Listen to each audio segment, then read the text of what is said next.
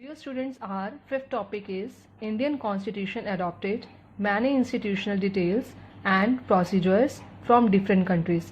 Means जब हमने Indian constitution बनाना था तो कुछ कंट्रीज के प्रिंसिपल्स हमें बहुत अच्छे लगे, जिसे हमारी कंट्री ने सोचा, हमारे कॉन्स्टिट्यूशन मेकर्स ने सोचा कि हमें उन प्रिंसिपल्स को अपने कॉन्स्टिट्यूशन में भी अप्लाई करना चाहिए, इम्प्लीमेंट करना चाहिए। तो उसके बारे में बात करेंगे कि वो कौन कौन से ऐसे प्रिंसिपल्स थे जिसे हमने अपने कंट्री में ऑप्ट किया, which was taken from other countries. Number 1, principle of liberty, freedom and justice, that was opted from French constitution. Number 2, bill of rights from USA. Number 3, parliamentary democracy, great Britain. So these 3 are the principles which are opted from different countries, other countries. So students, today we have covered 3 topics. Number 1, making of Indian Constitution. Number 2, who were the makers of the Constitution, how did they make it? And third one, the procedures taken from different countries. So students, you have to cover these 3 topics. You have to revise these 3 topics. That's all for the today. Have a nice day. Thank you. Good morning, dear students. Hope you all are fine. Welcome to class of social science. So students, we will discuss our topic Constitution, and in this lecture we will discuss about main features of preamble of Indian Constitution. So first of all, I will tell you about what do you mean by preamble.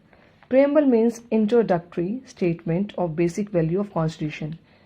Means मैं आपको example से explain करती हूँ। जैसे हम घर लेने जाते हैं, घर की एक नेम प्लेट होती है, नेम प्लेट पे हमें मेनली पता चलता है घर किसका है और एड्रेस क्या है, तो ये चीज़ें हमें मेन बेसिक चीज़ पता चलती है। In the same way preamble में जो फर्स्ट पेज है वो है इंट्रोडक्टरी, जिसमें बेसिक वैल्यू बताई जाती है, उसको हम बोलते हैं प्रीएम्बल। वैसे तो प्रीएम्बल के काफ़ी सारे फीचर्स हैं, but today we will discuss about 5 features of preamble of constitution. Number 1, sovereign. Sovereign means India is sovereign as it is independent of any foreign control. Sovereign का मतलब होता है कि जहाँ पर किसी फॉरेन कंट्री का हमारी कंट्री पर कोई भी कंट्रोल नहीं है। हम यहाँ के इंटरनल मैटर्स पर as well as on external matters, दोनों मैटर्स पर हमारी कंट्री खुद डिसीजन लेती है। कोई भी फॉरेन की कंट्री हमारे यहाँ पर अपने भी यहाँ पर डिसीजन नहीं लेने आती है। Number 2, socialist. It aims at social and economic equality. Wealth is generated equally and should be shared equally by society. इसका मीनिंग है कि जैसे समाज में हम रह रहे हैं, समाज में रहने का सब लोगों को इक्वल राइट है, और जो भी वेल्थ मतलब जो भी मनी जनरेट होता है वो एक पर्सन का नहीं है। मतलब ये नहीं है कि सारा मनी जनरेट हो रहा है कंट्री में तो कुछ लोगों के हैंड में आएगा, नहीं, सब लोगों का राइट है, सब लोगों का शेयर है इंडिया की वेल्थ में। Number 3, secular. सेकुलर का मीन्स है citizen have complete freedom to follow any religion, means धर्म निरपेक्ष, कि सिटीजन कोई भी रिलीजन को ऑप्ट कर सकते हैं। कोई रिलीजन अगर उनको लगता है हमें चेंज करना चाहिए वो चेंज कर सकते हैं। स्टेट का अपना कोई भी पर्सनल रीजन नहीं है, स्टेट कभी भी किसी भी रिलीजन को प्रमोट नहीं करेगा। Number 4 point is democratic. Democratic means the government is elected by people directly after every 5 years. यहाँ पर जब भी कोई गवर्नमेंट चूज की जाती है उसको लोग चुनते हैं। If the government is not working according to the wishes of people, people has right to change that government. अगर गवर्नमेंट लोगों के लिए काम नहीं करती है तो लोग उसको चेंज भी कर सकते हैं 5 years में और 5 years से पहले भी. Republic. The head of the state is an elected person and not a hereditary head. यहाँ पर कोई पर्सन हेरिडेटरी नहीं होता, ये नहीं होता कि राजा है फिर उसका आगे बेटा सेलेक्ट होगा, उसके आगे बेटा सेलेक्ट होगा, नहीं, यहाँ पर जो भी हेड बनेगा that should be elected by the people. So these are some features of the preamble of the constitution. So dear student, our next topic is Indian constitution is both rigid and flexible. We will analyse this statement. Indian constitution rigid भी है, rigid मतलब the things which we can't change, जिसको हम change नहीं कर सकते, and flexible मतलब जिसको हम चेंज कर सकते हैं. तो इंडियन कॉन्स्टिट्यूशन की दोनों फीचर्स हैं, रिजिड भी है, फ्लेक्सिबल भी है. रिजिड क्यों है? First we will discuss that. This is called rigid because some basic ideals in the constitution like equality, democracy, secularism, socialist etc. that cannot be changed.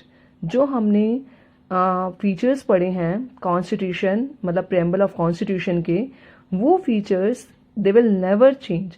वो हमारे बेसिक आइडियल्स हैं जो एक कंट्री अपने आप कभी भी चेंज, एक कंट्री का जो गवर्नमेंट है वो अपने आप कभी भी चेंज नहीं करेगी। तो वो जो बेसिक प्रिंसिपल्स हैं मीन्स इक्वालिटी है, डेमोक्रेसी है, secularism, socialist and we can say that republic, sovereign, they will never change, वो कभी चेंज नहीं होंगे, इसलिए हम इसको बोलते हैं rigid. Next is flexible. Flexible means this is also called flexible because there is a provision for amendment. Amendment means changes, कि यहाँ पर प्रोविजन है कि हम कुछ रूल्स और रेगुलेशंस को चेंज कर सकते हैं अगर हमें लगता है कि कुछ आर्टिकल्स ऐसे हैं जिसको चेंज करना चाहिए और जो लोगों के फेवर में वर्क करेंगे, और जब लोग डिमांड करेंगे कि इस आर्टिकल को चेंज करने से हमारी कंट्री में प्रोग्रेस होगी और वो सब लोगों के लिए एक्सेप्टेबल होगा, तो कुछ रूल्स और रेगुलेशंस को हम चेंज कर सकते हैं इफ पीपल डिमांड्स हो, मतलब अगर पीपल उस चीज को एक्सेप्ट करते हैं। तो हाँ, हमारा कॉन्स्टिट्यूशन रिजिड भी है, फ्लेक्सिबल भी है, कुछ फीचर्स चेंज नहीं हो सकते और कुछ आर्टिकल्स को हम लोगों की डिमांड के अकॉर्डिंग चेंज कर सकते हैं। Our last topic is what is constitutional amendments. Amendments का मीनिंग क्या होता है? Amendments का मीनिंग होता है चेंजेस लाना, जो चीज़ें गलत लग रही है उनको हटा देना, उनकी जगह पर नई चीज़ें इम्प्लीमेंट कर देना कॉन्स्टिट्यूशन में, उसको बोलते हैं कॉन्स्टिट्यूशन अमेंडमेंट। और कॉन्स्टिट्यूशन में अमेंडमेंट्स कौन करता है, चेंजेस कौन करता है? चेंजेस वो करते हैं जो मेंबर्स ऑफ पार्लियामेंट होते हैं, जिन लोगों को हमने चुना होता है, क्योंकि ऐसे कोई पर्सन चेंज नहीं कर देगा। जिन लोगों को, जो हमारे रिप्रेजेंटेटिव होते हैं, जिन लोगों को हम चुनते हैं, वही कॉन्स्टिट्यूशन में चेंज करते हैं। और वो कॉन्स्टिट्यूशन में चेंज करते हैं ताकि सोसाइटी में अच्छी तरह से वर्क हो सके। जैसे हम बोलते हैं पहले के टाइम में 3 तलाक जो था उसको सही माना जाता था, आज के टाइम में उसको सही नहीं माना जाता। अगर लोग इसको मॉरली सपोर्ट करेंगे, मतलब अगर आप चाहते हैं, मॉरली चाह रहे हो कि उस चीज सही है, मॉरली एक्सेप्ट कर रहे हो, तो मॉरली जब ज्यादा एक्सेप्ट करोगे तो कॉन्स्टिट्यूशन में उसमें लीगली चेंजेस भी हम कर सकते हैं। और जब लीगली चेंजेस हो जाएंगे तो कॉन्स्टिट्यूशन में क्या हो जाती है, अमेंडमेंट्स। अब इसीलिए हम बोलते हैं constitution amendments, a change in constitution made by supreme legislative body in the country is called constitutional amendments.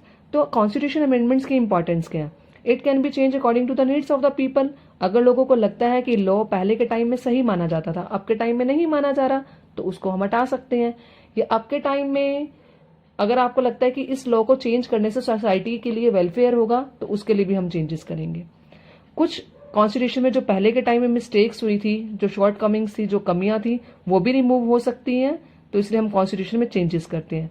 Number 3 point, constitution में हम रेगुलरली इसलिए चेंज करते हैं ताकि हमारा कॉन्स्टिट्यूशन अपडेट रहे, सोसाइटी की एस्पिरेशन के अकॉर्डिंग वर्क करे, सोसाइटी जैसा चाहेगी, लोग जैसा चाहेंगे, उसके अकॉर्डिंग हम कॉन्स्टिट्यूशन में चेंजेस करते हैं ताकि हमारी कंट्री का वेलफेयर हो सके।